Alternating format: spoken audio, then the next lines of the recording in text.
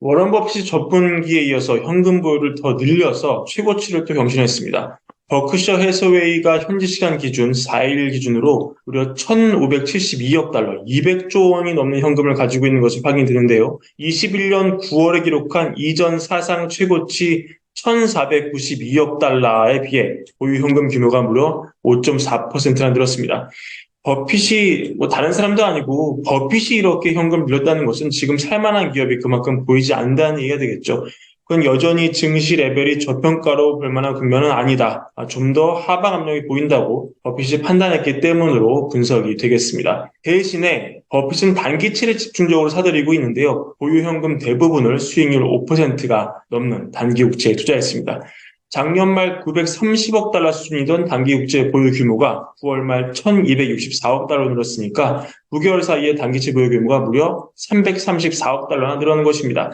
지난 8월에 벌어진 일이었죠. 당시 빌 에크먼은 30년 물에 숏을 치고 비슷한 시기 버핏은 미국채에 투자해야 한다면서 미국 단기채 매수 권고를 해서 둘의 입장이 다르다 이렇게 언론 보도가 되기도 했었는데 사실 둘은 전혀 다른 상품에 투자를 한 것이었습니다. 에크먼은 장기채, 버핏은 단기채에 투자를 한 것이니 에크먼이 국채에 숏을 치고 버핏은 국채에 롱을 잡았다. 이런 건 맞지 않는 얘기가 되겠습니다. 여든 다른 사람도 아니고 버핏이 단기채를 사들이고 있다. 최근 들어 급격히 비중을 늘리고 있다. 이 얘기는 저희 같은 범인들에게 당연히 시사하는 바가 클 것입니다. 지금이라도 버핏을 따라서 단기채를 사야 하나 고민하는 분들도 많으실 텐데요. 오늘은 이 얘기를 미국 대선과 연관시켜서 한번 얘기해 볼까 합니다. 여러분 잘 아실 테지만 버핏은 매크로를 잘 보지 않는 투자자로 알려져 있습니다. 하지만 그가 매크로를 보지 않는다는 것은 반쪽만 많은 얘기일 겁니다. 기업의 성장성, 향후 주당 순위, 경쟁사를 압도하는 경제적 해자 이런 것들이 결코 매크로와 관련된 것이 완전히 없다고 볼 수 없으니까요.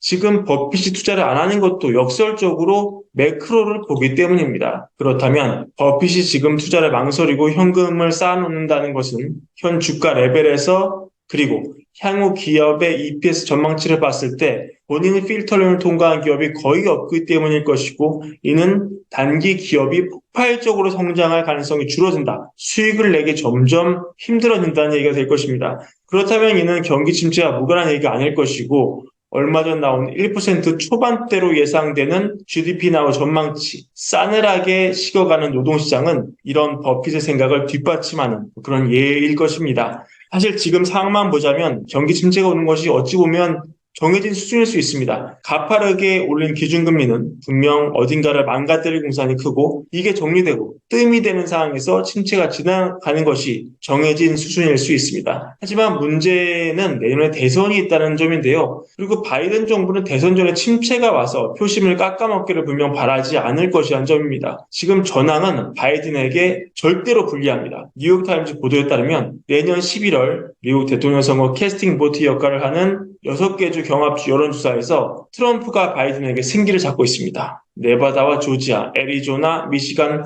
펜실베이니아 5개 주에서 트럼프가 바이든을 이기고 있고 바이든은 경합주 중에서 유일하게 위스콘신에서만 트럼프를 이기고 있습니다. 뉴욕타임즈는 이런 분위기가 대선까지 이어질 경우에 트럼프 대통령은 전 대통령은 당선에 필요한 선거인단 270보다 훨씬 많은 300명의 선거인단을 확보할 것이라고 분석을 하고 있습니다.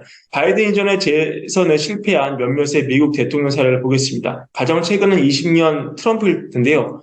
이건 코로나 때문이긴 했지만 대선이 있었던 2020년 미국 GDP 성장률은 마이너스 2.6 정도 나와서 경제가 좋지 않았습니다. 그 결과 그는 패배했습니다. 92년 아버지 부시 대통령은 클린턴에게 졌는데요. 92년 대선이 있을 때 당시 성장률은 그렇게 나쁘지 않았지만 문제는 그 전에 91년이었습니다. 이때 미국은 역성장을 피하지 못하면서 경기 침체를 겪었고 그 결과 클린턴은 바보야, 문제는 경제야 이 캠페인에 걸려들면서 패배의 쓴맛을 보고 말았죠. 80년도에 선거에 진 지미 카터 전 대통령 역시 이 당시 80년은 미국 경기 침체를 겪었습니다.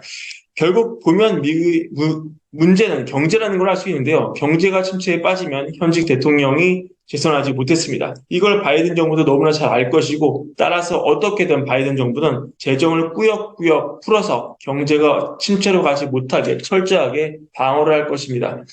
올해 바이든 정부는 재정을 부양하기 위해서 막대한 국채를 찍어냈고 이 여파로 최근 장기채 금리가 급등을 했습니다. 그러자 장기채 급등이 상당한 긴축의 효과를 내고 있다는 비판 목소리가 나왔고 실제 모기지 금리는 8% 가까이 급등하면서 사실 기존 주택 매매가 올스톱되기도 했습니다. 연준이 기준금리를 못 올리니 단기금리는 머물러 있고 그 사이 장기금리만 막 오르니까 장단기 금리 역전 해소가 이뤄지기 직전이었습니다. 브랜베어 시간에도 많이 다뤘지만 이 장단기 금리 역전 해소가 되면 이게 되자마자 한 번의 예외 없이 경기 침체가 왔습니다. 바이든 정부도 이걸 모르지 않을 겁니다. 그래서 여러분 너무나 잘 알다시피 바이든 정부가 최근 작전을 바꿨죠. 브랜베어 시간에서 다뤘지만 장기물을 주로 찍어내던 계획을 전면 수정해서 단기물을 주로 찍어내는 것으로 재무부가 작전을 바꿨습니다. 그 결과 단기물은 공급이 늘어나니 금리가 오르고 장기물은 공급이 주니까 금리가 크게 떨어지면서 거의 붙으려던 장단기 금리가 다시 벌어지는 현상을 우리는 보고 있습니다. 바이든 정부는 단기물을 찍어 돌리면서 고가를 채우고 그걸로 예산을 씁니다. 장단기 금리 역전 해소가 되면 침체가 100% 오는 역사가 있었는데 이렇게 억지로 벌려서 침체가 오는 징후를 아예 제거해버립니다. 그리고 지금도 버핏은 5% 가까이 되는 단기채 금리를 꼬박꼬박 챙겨가면서 현금 비중을 늘리고 있습니다. 장기물 금리를 내리고 단기물 금리를 올리는 전략으로 미국 국채를 팔면은 바이든 정부는 변함없이 재정을 쏟아볼 예산을 챙기고 침체 전조라던 장단기 금리 역전 해소도 방어하고 버핏도 무위험 수익 약 5%를 따박따박 챙길 수 있습니다. 이게 지금 우리가 겪고 있는 독특한 현상인데요. 이제 대선까지 남은 시간이 딱 1년입니다. 그동안 이 신비로운 경제 현상이 어떻게 진행될지 많은 관심이 쏠리고 있는데요. 이 변화가 많은 시기에 투자의 기회도 분명 많이 나올 겁니다. 앞으로 시청자 여러분과 변동성 낭세를 잘 이겨낼 수 있는 다양한 새로운 분석 많이 선보이도록 하겠습니다. 오늘의 브랜비어는 이것으로 마칩니다. 시청해주셔서 감사합니다.